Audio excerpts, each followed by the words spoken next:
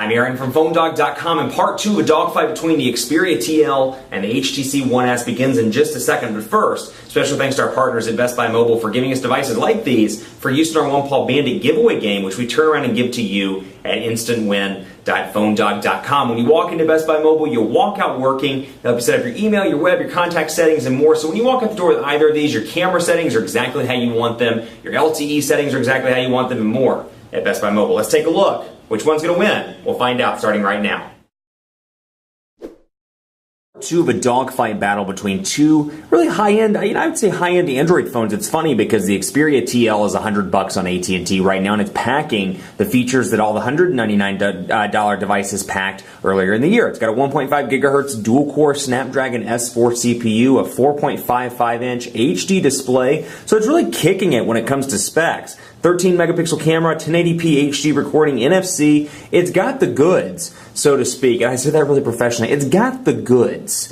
And then, of course, you have the HTC One S. This thing's been out for a while, but it's still packing some killer specs. And what really draws me to this device is the beautiful body. I mean, this thing feels great in the hand. This one's a little bit thick, a little bit meaty in the hand. That said, it's not bad by any means. And I like the fact that it curves. It's traditional Sony style in terms of the design. You can see here from the back that it's kind of a U shape, if you will, or a curved shape. And kind of reminds me of something like a dining room table accessory or something. That made no sense. But kind of like something you'd sit on, like, and put little things on, and you know those decorative things that they sell at World Market or something of that nature. So World Market did not endorse this video, as you can see. But it's a nice device. It's got some meat to it. It's got some heft, but it's a nice device. It's got a 13 megapixel camera. So specs wise, it's going to be a great choice this holiday season because you're getting some pretty killer specs in a sub $100 price point. This thing available for free right now online at tmobile.com. So beautiful design, a little bit less of a battery, 1650 milliamp hours, non-removable over here, 1850 milliamp hours. And if you're debating between carriers, this could bring in another bone, if you will, in terms of the battle. Or bone for the battle, rather. 4G LTE connectivity over here, HSPA plus 42 megabits per second on T-Mobile. So if you really want that LTE, you want that fast internet connection that's known and proven to be fast, LTE is just your thing, this is going to be your device. If you're like, you know what, T-Mobile, which honestly, their HSPA plus performs exceptionally well in certain markets, it's been great in the Dallas Metroplex, really fast all around, you may want to side with something like this. Speaking of, we're going to jump right in and take a look at speed test on both of these devices. We'll come in here and take a look, speed test. And we'll begin the test and take a look. I don't know why it's on Atlanta. Let's try and get this shifted over to Dallas. There we go. And we'll bring this over to Dallas as well if we can. I don't know why it's not showing Dallas here. Texarkana. Oh, there's Dallas. Perfect. And let's make sure partnership broadband. Let's get the 2 there.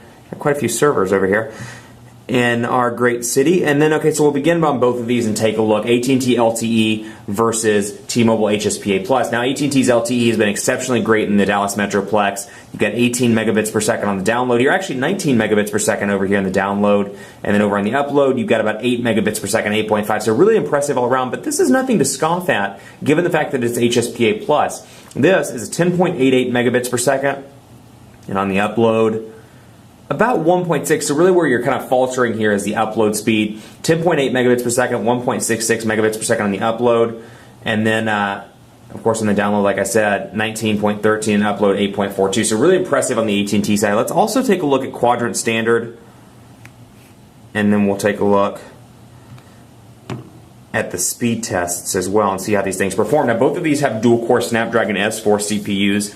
The displays, you know what, I'm pretty pleased with both of these. Honestly, this is 4.55 inches, this is 4.3, but given the fact that there are on-screen buttons here that take up some of the screen real estate at any given point on the display, they're about the same, with the exception of obviously this, which was fixed in a later software update on HTC. You can get rid of that menu button and put it somewhere else where you can make that, I believe it's the recent applications button, press and hold that rather to access menu stuff. So that goes away. That said, over here, your on-screen buttons are always going to be there with the exception of certain applications like YouTube and certain instances when you're looking at pictures and things like that. That said, again, you get about the same usable screen real estate over here that you do on the One S. So keep that in mind. Again, great price points here. I love the fact that this is free. It's going to be a challenge for a lot of people where it's like, you know what? This doesn't have a 13 megapixel camera. It has an 8 megapixel camera. This one has a 13, and it's impressive, but this is $100. This is free. I think it's going to be a challenge of which one's the better bang for the buck when it comes to that, because they're both incredible smartphones, and I almost hate to do these dogfights in today's smartphone market. It's almost like we need to come up with a better test because in terms of that. You know, they're all great phones, and it's like when they win in these dogfight battles, they win by like tiny margins, and it's not to say at all that your device isn't spectacular or this device isn't spectacular. And they're both really impressive phones.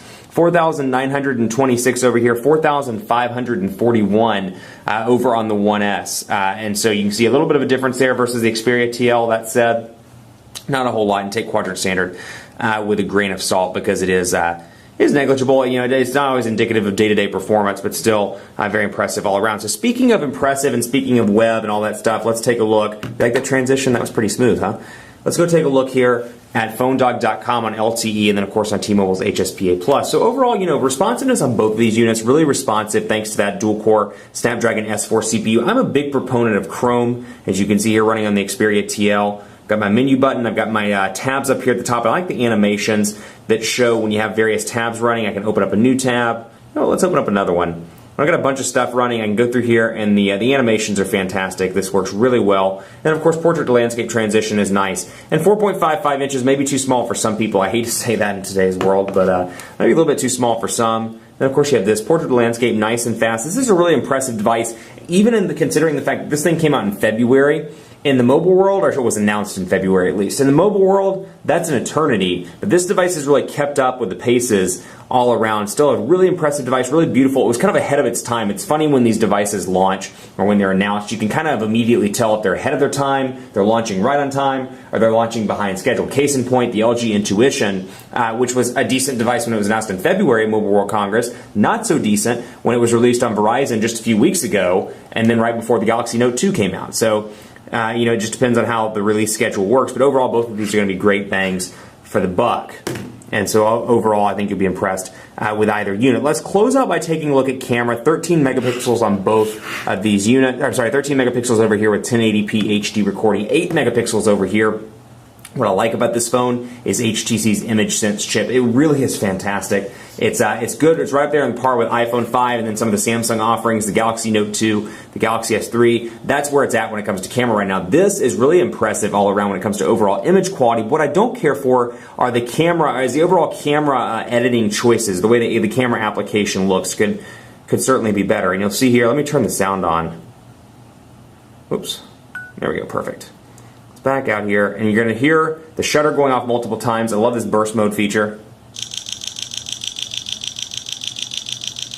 So not only is it an impressive picture quality, but it's really impressive all around. As you can see here, when you're going through various pictures, you can take a ton of different pictures back to back. So if you're watching a soccer game or football game, you know, you're watching the players go by, you can do that with this camera. And then there are a couple of other great features, including the ability to jump into the recording or to the camcorder here, which shoots video in 1080p and still takes stills while you're recording images. So let's say you're recording that football game and you're like, you know what, I want that picture. You can take pictures while you're doing it. Overall, impressive image quality here, and impressive image quality over here as well. A 13 megapixel camera takes great pictures all around.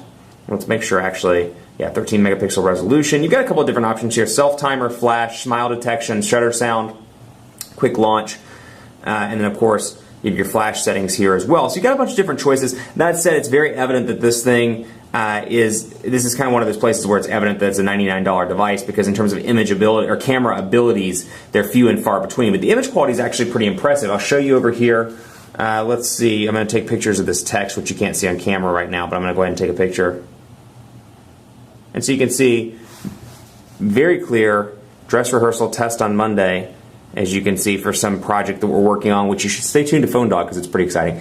But dress rehearsal, and then of course test on Monday, and you can see zoomed in, beautiful image quality, and really just clear look and feel of the text. So impressive camera quality all around. So now it's a dogfight battle. You know what? One of these has got to take home the gold, and it kills me to do this in these dogfight battles because, you know, in today's world, they're so freaking close, and it's hard to make a decision between these devices. That said, the winner of the dogfight, and it's a tough one, my friends, the winner of the dogfight is the HTC One S. Let me explain why. The Sony Xperia TL, great device. I'm really excited about it. I'm really excited to see Sony back in the US market, really with some great devices too. Let me see how many times I can say really in a sentence. I'm really excited about this really awesome, really cool, really Sony device. No, I'm just kidding. But Xperia TL, really impressive devices, launching at $100. Hopefully we'll see some price reductions in the next couple of months to make it even more appealing. But $100 out the gate, pretty impressive on the price front. What I'm saying over here with this one, Love the image sense capability. Processor's nice and fast. Yeah, you don't get the HD display, so keep that in mind. But the price point of free with Beats Audio is a really impressive package. So in these dogfights, I kind of have to equate performance with pricing, with various carrier availability.